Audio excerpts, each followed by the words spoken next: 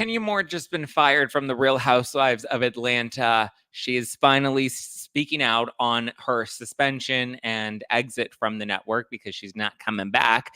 And it looks like she may be taking some legal action against Bravo. We also have Kelly Bensimone, Kelly Bensimone, that has called off her marriage, which was supposed to happen in a matter of days. And she's finally explaining why, and a lot more tea to get into. So get ready for it. You're listening to No Filter with Zach Peter, your go-to source for all the latest pop culture and reality TV tea, served fresh all week long. Now, let's dive in. What's going on? What up, everybody? So, we're going to get into the Kenya stuff. We're going to get into the Kelly Bensimone stuff. But quick update from a story that we've been following with MTV's Teen Mom and Amber Portwood. Remember, Amber had her new fiance, and he went missing, and she was like, oh my God, he went missing. And people are like, ooh, Carol Baskin killed her husband, whacked him. And then eventually they found him, and he was like 900 miles away, and it seemed like he was on the run, but he didn't have a phone. And then he went to Verizon to go and get a phone, yada, yada, yada. They ended up finding him, tracking him. He's okay. He's alive. Okay. Rewind. Well, actually not rewind. Fast forward. They have now announced that they have called off their engagement. Apparently, there has just been too much that they cannot move on from. Naturally, when you leave your fiance, go missing, and run 900 miles away from home or 900 miles away from your fiance, yeah, I would definitely say that that's something that's a little tough to come back from. So, just an update: Amber Portwood is single again. If anybody wants to, slide into her DMs, she's available, and so is Gary 2.0. He's back on the market and looking for someone that's not going to chase him 900 miles away. There we go. Sarah in the live chat says, shocker, their engagement is called off. Shocker. What else? We have a new episode of the Pop Report that's out right now. Aired this morning, so you can tune in. Me and Andy break down Justin Timberlake, the viral video of him and his bulging eyes, where he looks like he's a little sauced up on some pasta. We discuss that. We talk about this juicy new, which will be our new book club. Okay, so in July we're gonna have. Update. This Sunday we will be doing book club. It'll be the Playboy book that we've been reading all month long. We'll be doing book club this Sunday for the Playboy book.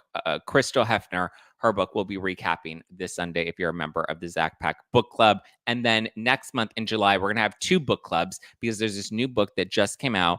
It's called House of Beckham. And we discussed some of the affair allegations that come out in the book on today's episode of the Pop Report. But not only that, we also will be dissecting the book, but it's so long. It's by Tom Bauer. And if you guys were part of book club last year, we read Revenge by Tom Bauer, which was the Meghan Markle expose, where he kind of dove into her history in Hollywood and then becoming part of the royals and then taking Harry away from the royal family. So in July, because the book is so fucking long, even the audiobook is like 14 hours long, we're going to break that up into two parts. So we will have two Zack Pack book clubs in July. We'll have part 1 and part 2. I'll make sure we do 2 of them because it's been a minute since we've had a recent book club. So we're going to be fully booked on the club. And tune into the Pop Report. We have a lot of tea that we're breaking down. Justin Timberlake, the Beckhams, Beckham affairs. What else do we talk about? Freaky Friday 2 with Jamie Lee Curtis and Lindsay Lohan. Chad Michael Murray making a return. Hawk to a Girl. Lots of stuff that we'll be diving into. Ooh, Pamela says she's on the road to Nashville and she's listening in the car. Welcome on in. Welcome on in. Welcome on in. Brian says, can we just not with Teen Mom as a social construct? That's cool. We love teen moms. My mom was a teen. I'm a teen mom baby. All shout out to all the teen moms of the world. Okay, let's talk about Kelly Bensimone. She was supposed to be getting married this week. And guess what? That ain't happening. So Kelly was supposed to be marrying financer Scott Littner. and she just called off her wedding. Interesting that she's now running to all of the press to talk about her calling off the wedding. She was doing a bunch of press before the wedding and like giving like page 6 exclusives to come and like look, watch me try on my dresses for my wedding. And now the wedding's been called off and she's issuing all these statements to the press. So 4 days before the wedding was supposed to happen, she says, "Nope, not going to do this." She told Page Six, she said, "I decided that my 2 daughters are my priority and I won't be moving forward with this wedding." And at first, this is what came out yesterday.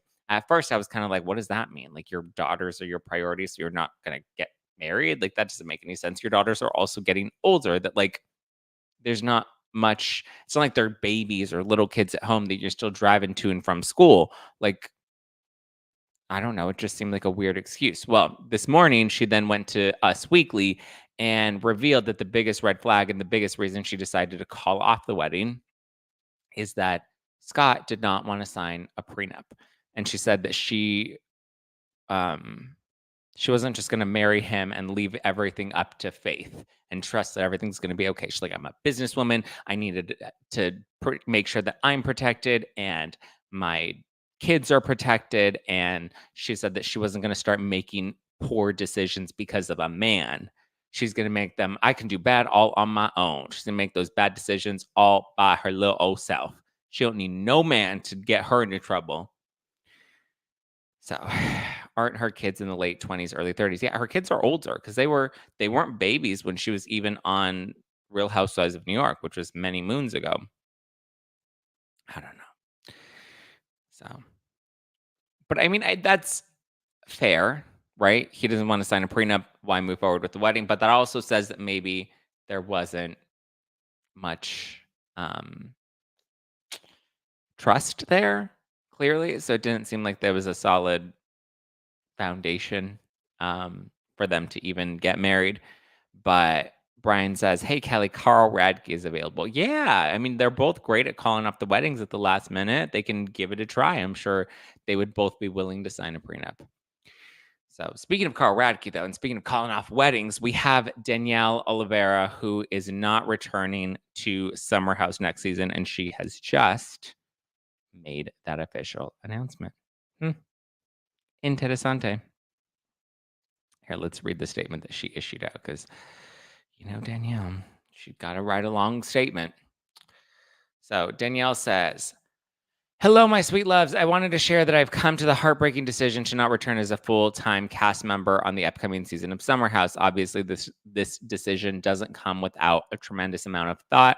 Ultimately, I just need to trust my gut. If I can't put 100% of myself into filming genuinely and authentically, it really doesn't feel right doing it in full-time capacity. The network, production, my cast, and especially all of you deserve that. Right now, I need to protect and prioritize things that matter most to me, my company, my people, and of course, myself. I'm so grateful that my NBCU/Bravo and truly original family understand this and have supported whatever decision I chose to reach. I was fortunate enough to be able to take a step back season 4 as well, and it ended up working out better than I imagined. However, I'm involved this summer, you can bet I'll be rooting for another incredible season from my Summer House fam. My goodness, 9 years, you guys. Best of luck. Sending so much love, Danny girl." So she said, I don't know. Do we really think that she's quitting? That she quit on her own accord? I feel like there was an offer that was made. She didn't like the offer, so she said, "Peace out." She did leave the show once before, and then she would like make a cameo appearance here or there until she came back full time. She came back full time because of Lindsay and Carl. But I also feel like she doesn't have any friends on the show. I don't know how strong her friendship is with Lindsay, and she clearly is not on good terms with any of the other girls. So I guess I kind of understand why it's like, why come back? But also, if you have a business like her app, I don't know how many people are actually downloading and using her app, or how many people are actually fans of hers to support this new business venture. Um, I would think it would be a smarter decision to stay on the show to promote her app, but she's got no friends on the show. I get it. I don't know.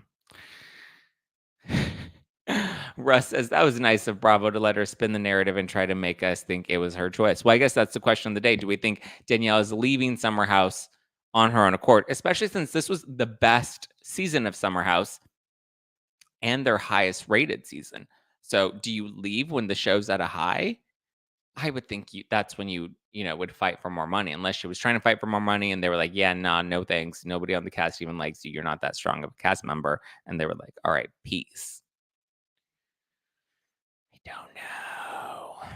Danny says, "Has anyone heard the whispers that Danielle and Carl were hooking up again? I doubt they're true, but who knows?" I have heard those rumors. I doubt that they were actually hooking up.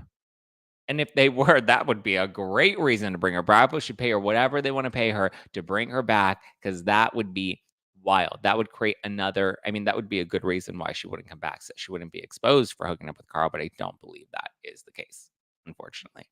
I just think, I don't know. There was I think the network made her an offer that she did not like. So she was like, yeah, no, I'm going to peace out. Bye. I mean, we've seen this happen with housewives before where they're offered like a friend of contract or a contingency contract to see who will be, who's going to bring the most drama to see if they get upgraded to a full time spot. I'm assuming that's what happened here. And housewives are like, no, I'm not going to do that. We'll see. Her app is actually a good idea, but she's not a good representative for it. Well, Brittany, her app is a good idea. And it was a great idea when Kim Kardashian came out with it, what, like 5 years ago? Kim Kardashian created this exact app or a very similar app to this. I mean, there are multiple variations of this type of app. It's where, from my understanding of it, it's an app where you can find certain outfits. Like you like upload a picture of an outfit and then that helps track the internet to see which store you can buy a similar piece from or that exact piece if they're able to locate it. Luciana says if she was calling off her wedding, back to Kelly. If she was calling off her wedding because he would not sign a prenup legally, she does not need the prenup to protect her assets and money for adult kids. You put everything in a T3 trust. Yeah, I guess. We'll see. Bravo is changing, says Laura. Looks like an entire reboot, every franchise bringing in the new. I don't know if I'm here for reboots of every show, though, because I feel like the reason the audience is getting fatigued by Bravo is it's kind of the same thing. And we're attached to these women because of the history that we have with them by watching these shows, right?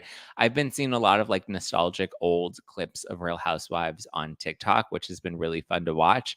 Yesterday, I was watching clip, the skinny girl, no, not skinny girl, the tipsy girl, the skinny girl cheater brand, the tipsy girl drama. And Dorinda was calling out Sonia, and Sonia's like, "You wanted to do Tipsy Girl." And she was like, "I never wanted to do Tipsy Girl. Sonia, you take it back. Hostess with the mostest." And she was just slurring her way through the gangster dinner. It was great. Yeah. Storm Door says the reboots equal lower rates for newbies. They do, but how much, I don't know. I don't think I understand it from a financial perspective that it's smarter for the reboots and to bring in newer cast members, but is it really hooking any new audiences? I don't know. But I do love, I mean, we've watched these women on TV for many, many years that we're attached to them. I do think there comes a point where their stories have been fulfilled. Their story arc, their character arc does wrap at some point because there's not much more for us to watch in their lives that's new or interesting or adds to the plot in any way. But I don't know. We'll see what happens. But yeah, Danielle's out from Summer House, and now we have Kenya Moore. So let's get into the Kenya Moore of it all. But before we do, I wanted to remind you guys, I am on Cameo. So if you guys want to book a personalized message from me, I'm happy to do any sort of personalized messages you want. Birthday shout outs, advice, graduation shout outs. If you want me to yell at your husband, I had one woman that's like, here, these are the things I need you to yell at my husband about. Do it. And I was like, all right, you need me to slur it like Dorinda? I'll do that too. So I yelled at her husband in a Cameo. People ask me questions and want like exclusive tea on stuff. Happy to do that as well. There have been plenty of funny, shady cameos that people have sent in. So I am on Cameo. Zack Peter on Cameo, or my handle on Cameo is just plain Zack. The link, I believe, is in the description below. So if you want to book a personalized message from me on Cameo, you can book it right now. I will get them done and get it to you ASAP. So go on and get it, baby. And then dry farm wines. I've been loving me some dry farm wines. I was having some dry farm wines with Mr. Andy Lawani yesterday. We were having some sparkling rosé. It was yummy because it was hot and it was summer, and we were doing a little work from home vibe here at my apartment after we taped the Pop Report because we had an event to go to last night. And listen, dry farm wines is my favorite. I like to call it my hangover-free wine because I don't get that gnarly wine headache and I don't feel fatigued the next day from drinking dry farm wines because they are lower in sulfites. They are sugar-free. There are no toxic additives. It's third-party tested for purity. It's good, clean wine. They ship directly to your door. You can get a curated box per your preferences. Do you like all red? Do you like all white? Do you want to mix? They will send you a box straight to your door. Curated box of good, clean wine that you can get now. It's keto-friendly wine. It's low-carb wine. It's all good stuff. So go and check them out. dryfarmwines.com/ZACK. That's dryfarmwines.com/Zack, ZACK, and you get your first bottle for just a penny. So go check them out right now. Kenya Moore. Okay, so rewind Brit, the new girl brought to the season of Real Housewives of Atlanta in their semi-reboot, right? They got Portia to come back, and Portia and Kenya were supposed to anchor this new season of the Real Housewives of Atlanta. Kandi exited the series. Sheree was fired. Drew is coming back. Who else was fired? Marlo was fired. So there was a big cast shakeup. The only people that were coming back from last season were Kenya and Drew, all newbies, and Portia was set to return as well. Cynthia Bailey was going to be making some guest appearances. Now it's being reported. While we were filming, there was a Kenya Moore hair care event. She revealed explicit photos that she pulled, I believe, from the internet of newbie Brit performing fellatio on a gentleman, undisclosed gentleman. So, Kenya got in trouble, was suspended after these photos were revealed at her hair care event. She went on Instagram Live and said, "I'm not going anywhere. Don't worry about me. I will be vindicated in the end." Kandi has actually been very supportive of Kenya. All of the cast, for the most part, seems to be backing Kenya and being supportive of her. Kandi most recently did an interview, I think this week for sure, basically saying that Kenya didn't lie about anything. It wasn't the nicest thing for her to do, but Kenya's always been very honest. So she seems to be supporting Kenya 100%. Now it's being reported. So Kenya was suspended indefinitely. And it was like, okay, well, what does that mean? Does that mean she's fired? Does that mean she's not fired? Well, now it's being reported. It was first reported by Love B. Scott and TMZ that she was let go from the series and she will not be returning this season. Then other reports came out and said, well, there were actually no talks to have her return, and it was her decision to leave, and she doesn't want to come back. She doesn't feel supported or protected by the network and is actually considering suing the network for putting her on pause indefinitely, for suspending her indefinitely without fulfilling the season, her obligations for the season. I did talk about this because I said I was listening to Tomi Lahren on The Skinny Confidential when she was fired from, I believe it was The Blaze. Hold on, let me fact check that. Tomi Lahren fired from Glenn Beck. She was fired. Oh, it was The Blaze. Okay, I was correct. Okay, good. So Tomi Lahren was fired from The Blaze.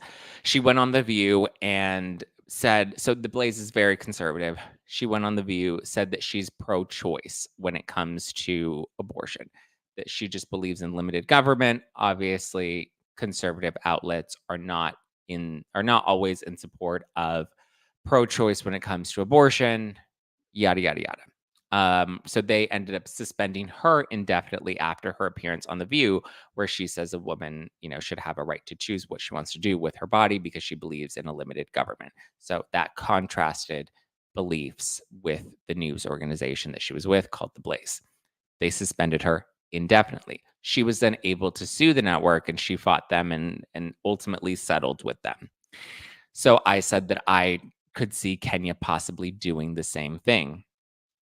Now we're going to see how this all plays out. So it was also revealed in court because obviously Kenya's in this messy divorce with Mark Daly. And it was revealed in new court documents that Kenya actually was making $90,000 a month. So she was making a little over $1 million per year. That includes housewives, and I believe that possibly includes her other endorsements as well. Endorsements, product sales, any other things that she had going on. But the bulk of that money was obviously coming from Real Housewives, which is a comfortable salary, that she's now losing out on. I also heard that, the Jersey cast members lose a lot of money because there's no reunion. So obviously they get paid for those reunion episodes. It looks like the Jersey cast really ended up hurting this season because they get paid. Typically, they don't get a salary per season. They get paid per episode, per appearance. I know the contracts have changed. Some contracts are like per season, based off of a certain number of episodes. Then there are bonuses. I know there have been some contingency contracts that have been reported as per scene. So however many scenes you appear in, however many episodes you appear in. Jersey, I'm hearing, obviously, well, not only did I hear it, but it is a logical conclusion that if they're paid per episode and it's a shorter season and they're not doing as many episodes, and then on top of that, they're also losing out on the reunion because they're not filming those episodes, that does hurt them altogether because that's a lot of money. I believe that's at least 6 figures that they probably missed out on this season of Jersey, which is unfortunate. That said, back to Kenya, $90K per month is solid, right? Like that's good money that she's now not going to have. And so I'm curious if she will be fighting the network and looking to settle to get the money that she was entitled to. It would also come down to, I've learned this recently with some of my contracts, on whether or not your contract has a guarantee in it or whether or not your contract has like a potential number of appearances or episodes that you can appear in. We talked about this a little bit with Shannon Doherty when she talked about getting fired from Charmed. Remember a few weeks ago, there was the Shannon Doherty versus Alyssa Milano beef, and she said that Alyssa got her fired, and Alyssa's like, I didn't get her fired, blah, blah, blah. And then Shannon was like, well, I did have a guarantee in my contract, and I was technically fired, but I wanted to fight for that guarantee because I was supposed to get paid. Even though they had fired me, I was supposed to get paid for however. I don't know if it was for the extent of Charmed because she was supposed to be a main cast member and she'd gotten fired from 90210. So she was really banking on and counting on Charmed money to, she didn't want to get fired again and lose out on that. So she made sure there was a guarantee in the contract. And I believe she was supposed to be paid for however long Charmed continued because she was supposed to be a primary cast member unless that contract was terminated by both parties. So she said that she could have fought for that, but her attorneys at the time said, don't fight for that. You're going to look difficult. It's going to make it seem like you were fired and we don't want to admit that you're fired. Let's just say that you left. That way it doesn't look like you were difficult to work with and fired again, but from a spelling production, because then that makes you look bad and may hurt your opportunities of getting work moving forward. So she says she regrets not fighting that. So Kenya could possibly, it all depends on the contracts, and everybody's contract is always going to be different. So I don't know. Looks like, but Kenya, from the reports that have come out, it seems like Kenya left on her own accord. She didn't feel supported by the network. She didn't want to come back. That's kind of what she's coming out with. But she released a statement this morning saying, thank you for all the support. Hashtag Team Twirl. She posted this on Instagram. Hashtag Team Twirl. My heart is full and my conscience is clean. So many false claims hiding behind anonymous sources. All this conversation and no facts being reported. If a claim or source was valid, would they need to hide? My life has blessed me. Myself and my daughter will continue to thrive in a non-toxic environment where we feel appreciated and most importantly protected. Thank you, God, for covering us. So it looks like she feels confident she's going to get her money regardless. But false claims, anonymous, sources can be legit and remain anonymous so that they don't get in trouble for revealing their information. So I don't agree with her when she's like, if a source or a claim was valid, why would they need to hide? Well, because if the source is coming from inside the house, if it's coming from Bravo, then they're not allowed to comment on these things. But if they want to get the information out there, same thing with Kenya. She's not allowed to talk about these things technically because of her NDA. And if they find out that she was one of the sources, they can sue her for breach of contract or breaching her NDA. Now, I assume Bravo is going to fight Kenya for breach of contract. I'm assuming there's some sort of morality clause in there. And the morality clause is probably why they were able to suspend her indefinitely. So Pamela says Shannon Doherty is dying of cancer. Poor thing. I know. Well, why are we going to put that out there? We love Shannon Doherty. We're saying love to Shannon Doherty, but yeah, she is in stage 4, and it's she's doing chemo. She says she's going to continue to fight it, but I mean, she's in stage 4 at this point. When you're at stage 4 cancer, it doesn't look great.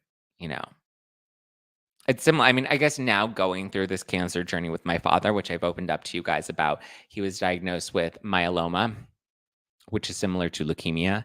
And so when the cancer's in your blood cells, all you can do is kind of manage it. You can't get rid of it. And so it's also kind of one of those situations where you're essentially waiting for the inevitable. And the more that it is in your blood, it can spread. And from, my understanding, it has spread to his bones, and they've tried their best to, again, manage it. But it's just one of those unfortunate situations. So it's, we're waiting for the inevitable. But yeah, that's kind of where Shannon Doherty's at. And that's understanding, considering now, but it's also strange because she's also fighting her divorce, and she's fighting her ex who cheated on her, and she wants him to, I mean, he cheated on her, right? He should pay her out. There's not a whole lot of time left for Shannon Doherty. So because he cheated on her, I believe that he should absolutely be um, covering the last few years that she's got. I mean, come on. This was your wife. You were with her for what? They were together for like 17 years. If I'm not mistaken. They were together for a really long time. We'll see what happens with that. But she is fighting Kurt in court. Love to Shannon Doherty. But Kenya Moore.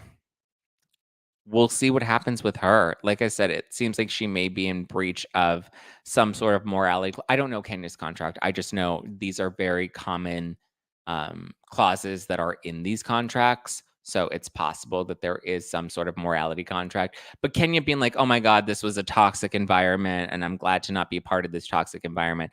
That's an interesting statement to make, considering you were contributing to that toxicity. That's what made Kenya great, was that she was a reality TV villain. So for her to now be like, oh my God, it was toxic, I'm so glad I'm free from that environment. It's like, come on. We'll see what happens with that. I don't know.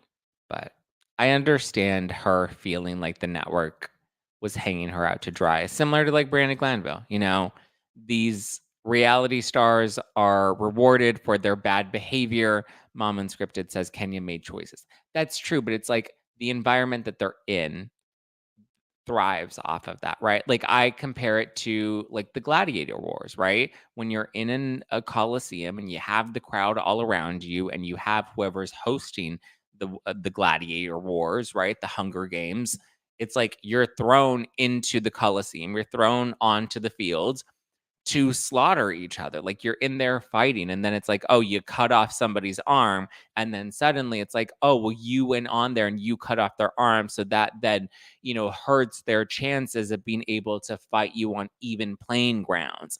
And so I understand where Kenya and Brandy are like, what are you talking about? Like, we're gladiators. You throw us out here so that we fight. We're supposed to do these things because this is the environment that you're putting us in, and there's an audience and a crowd around us that's cheering us on. And let's be clear, when Kenya did this, and it was reported that she revealed these photos, so many fans were like, this is going to be a good season of Atlanta. Kenya Moore is back. Like, people were rah cheering this on. They like these stunts,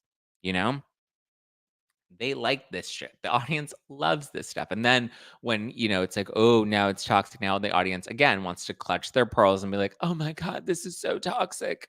Same thing with like that blogger that I was talking about the other day, where I was like, all of a sudden now this blogger is suddenly like, oh my God, it's so horrible that Kenya did this. I'm like, come on. I was rewatching the season, I believe it was season 2, with the e-cigarette and the psychic the night at Camille's house, and they brought Faye Resnick, and then Camille's sitting there and she's like, who is Faye? She's like, Faye Resnick, who are you? How do I know you again? And then she's like, oh my God, I know where I recognize you. You posed in Playboy right after the OJ Simpson trial. And then in her confessional, she's just like, now I know who she is. I just saw her in a magazine. It's the morally corrupt Faye Resnick. And that's where that iconic, line came from. And then she's over here shaming Faye Resnick for being in Playboy. And then they flip it and we're like, oh, well, look at Camille. And her photos were also on Playboy. And Camille was doing full coochie spread eagle photos. I don't know if you've seen those, but those are wild. You see, Camille's full Camille. You see, Camille no grammar. You see all of Camille's Donatachi. So I don't know. Like, this is just what Housewives has always been. That, the audience, again, going to Andy Cohen's point when he's done interviews recently where he's like, it is challenging because now we're in this outrage culture where everybody wants to find a reason to be outraged over something. And people often pick their teams and pick their sides, and they lose the objectivity, they lose the nuance, and then they, just get so pigeonholed. Like, seeing this Danielle versus Jennifer Aiden stuff, I'm like, it's very clear. Like, yes, they were getting in each other's spaces, but like, it's very clear Jennifer Aiden put her hands on Danielle first. And the number of people that are twisting themselves into pretzels to defend Jennifer Aiden for doing that, when you also look at Jennifer Aiden's history of provoking people, it's kind of just like, huh? Like, I get it, you're Team Teresa, so you feel some loyalty to defend Jennifer, and I've always enjoyed Jennifer. I think she's been a great reality TV star. Again, but I'm not somebody that's clenching my butthole, clutching my pearls. So I don't know. I do think it was very I think it was very morally corrupt of Faye to pose for Playboy after the OJ trial. But I believe there was like a period of time after the OJ trial had concluded that she posed for Playboy. Now, the book that she wrote, which we read in our last book club, we went over Faye Resnick's book. That was a little of an interesting choice because it was literally less than a year. It was months after um, her friend, God, why am I blanking on the name? OJ's ex. Um, sorry, I'm blanking on her name at the moment. But OJ's ex, the one that he allegedly murdered but was cleared of, we have to make it clear that the glove didn't fit, so he was acquitted. If the glove don't fit, it quit. Nicole Simpson Brown. That's her name. Faye was her good friend and then released a book about her a few months after. It was interesting.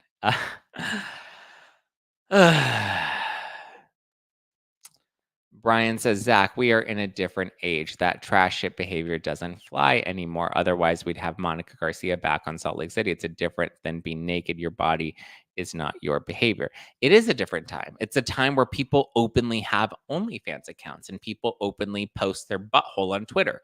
It is a different time, but we don't have benchmarks or barometers for what is allowed and what is not allowed, right? We can support, remember a few years ago when we were criticizing Farrah Abraham, who's on Teen Mom, for having, for doing adult entertainment. And then now we have Tyler, who's also on the same show.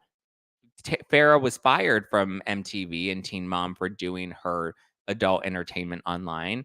Tyler, years later, is now on OnlyFans, and Caitlyn, his wife, is promoting that. And they were the biggest critics of Farrah when she got fired for doing adult entertainment. And we now have producers of Teen Mom that are encouraging Tyler's OnlyFans and clapping for him. So you're right, times have changed, but the barometer and the boundaries aren't clear. And the culture that we've moved into has now become a culture of outrage where we just want to find all of these reasons to be up in arms and find a reason to take somebody down.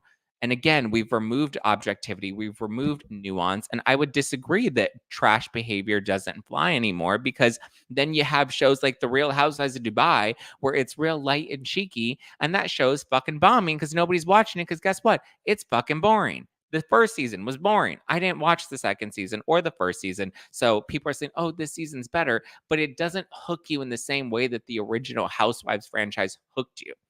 It's not the same. And I believe housewives now have become too poised. They've become too self-produced and curated, right? Same argument people were making with Vanderpump Rules. Oh, Lala, she's too self-produced. She's not honest. She's not real. She's not authentic. The double standards that people have when they try to defend the things that they like and the things that they don't like, it's all bullshit. Okay, hold a mirror up to yourself, pick a fucking standard and stick to it. Even the network doesn't know at this point, and that's fair because don't fault the network necessarily because again, the outrage is always varied, and I believe it's very because like people aren't outraged about Teresa and Louis calling Margaret Joseph's son and hiring Bo Dietl, which he admitted on camera and then denied at the reunion. Like we won't hold them accountable because what Teresa's a fan favorite, but we're gonna, you know, I don't know. It's just the double standards and the level of delusion sometimes is kind of crazy. So I understand why the network is kind of like, we don't know what to do and we don't know where to set the benchmark. But at the same time, I think the network needs to set a benchmark, set a standard, and then keep it there. But also acknowledge that we are, I said this last week, in a transition period where you're going to need to have a little bit of wiggle room, right? But set a standard, stick to that standard, and also know that there is going to be a transition with people like Brandy Glanville and people like Kenya Moore that the network rewarded for their bad behavior for so long, and not just the network, but the fans did as well. And so we can't yesterday be like, oh my God, I love Kenya Moore when she brings her blowhorn and she's doing twirls and she's calling out Portia at the reunion. And then all of a sudden, we're clapping for Kenya pulling this stunt. And then the next week when we find out she's been suspended, we're like, oh no, she shouldn't have done that. That's sex shaming. That's, revenge porn. That's all these other things. It's like, come on, pick a lane and stay in it. And I think the network has to be the one to set that precedent, stick to it. And the fans are just going to have to shut the fuck up and take it. And just be like, this is what it is. If we enjoy these shows and we enjoy the chaos and we need to understand it as chaos, it's WWE, it's pro wrestling, they're gladiators on the fields. This is what it is, and stop getting so up in arms about all their bullshit. So, but now they're looking at talking about bringing back, or they're considering. There aren't like serious talks, but another piece of the report that's come out is they are considering bringing back Sheree, Phaedra. Those are names that they're considering bringing back in place of Kenya, and they're also looking to completely edit Kenya out of this new season that's coming out. So we'll see what happens. Dubai ratings are not looking good. No, because nobody wants to watch it. Look at the ratings. They had a series. Their last episode last week was a series low. Series, not season low, series low, which means it was the worst rated episode of Real Housewives of Dubai in all of its existence. The newest episode was the lowest rated. That says a lot.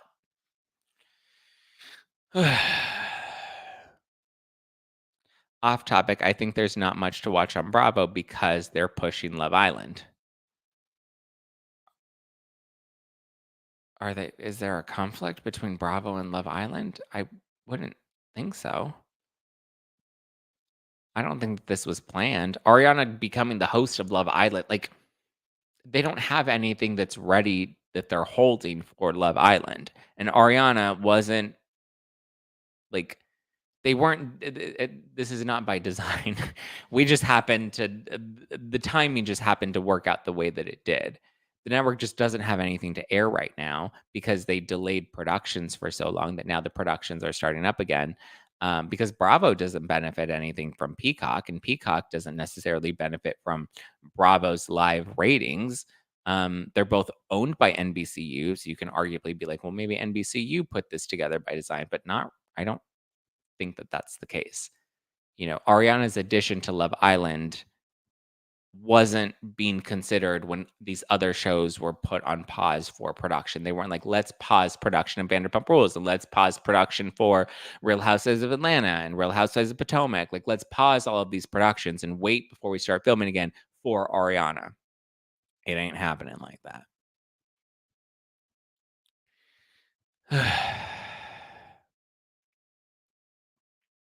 Get rid of Jersey and Atlanta and give us new cities. Nah, I just don't think new cities are going to work. Real Houses of New York, those ratings aren't even amazing. That's a new city. Real Houses of Dubai, those ratings aren't great. That's a new city. So it's interesting. I don't know if scrapping those and just rebooting them with new cities is going to work because I don't think people are interested in new cities. People don't really want to watch a new city of Real Housewives of Atlanta. Again, because people have become too self-produced, number one. And number two, we fell in love with Housewives because we fell in love with the characters that we used to watch. There's that. That's why I think this new season of OC is going to work so well because the women that are on the show, we've seen on our television screens for many years and they have history together, right?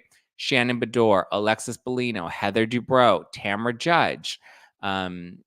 Vicky's making cameos. We have Gina and Emily that at this point we've seen for so many seasons that we're like, all right, even though it's a begrudging love, we're like, all right, we're accepting that they're back. So it's like these are women that have history and that we do love. Brian says, I do fault Peacock. They hold the purse. Same shit with the WD company. Step up. We absolutely do not need to take it. We expect better programming than the shit we've seen from Peacock. I don't know where that's coming from. I've enjoyed the shit on Peacock. Like Traders was great. People are loving the new season of Love Island. I haven't watched it yet, but I hear the UK version is better than the US version, though. Love Ariana, but Love Island may be the dumbest show I've ever seen. Well, that's not Ariana's fault. Storm says the rumors of wealthy Arkansas City is very interesting. A lot of old family money. But here's the thing, is a lot of old family money going to be willing to come on these Bravo shows and open their lives up and open up to the skeletons in their closet?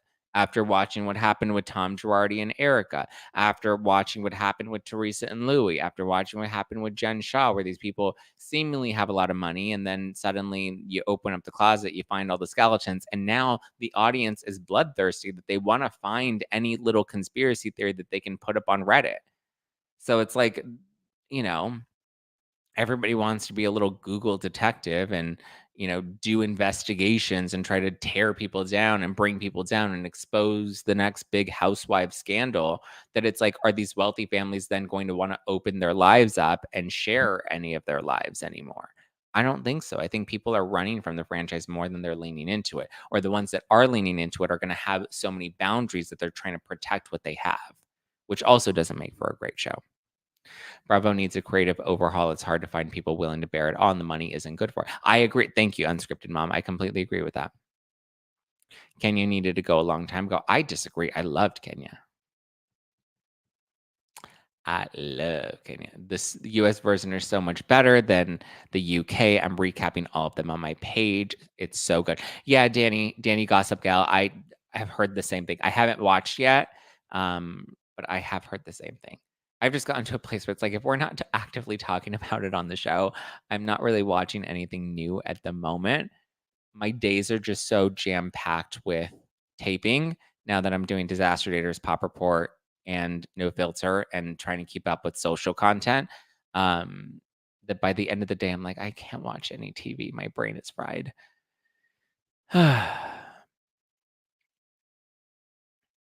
The Real Housewives franchise needs to be shelved. I think we need to just start to wrap it up with a nice little bow, and start to invest in other programming, right? Vanderpump Rules style shows. Summer House is really working. I think the more Bravo invests in those style of shows, Bravo can find its next footing, and it can find what will carry the network moving forward, because I don't think they can rely on Housewives forever.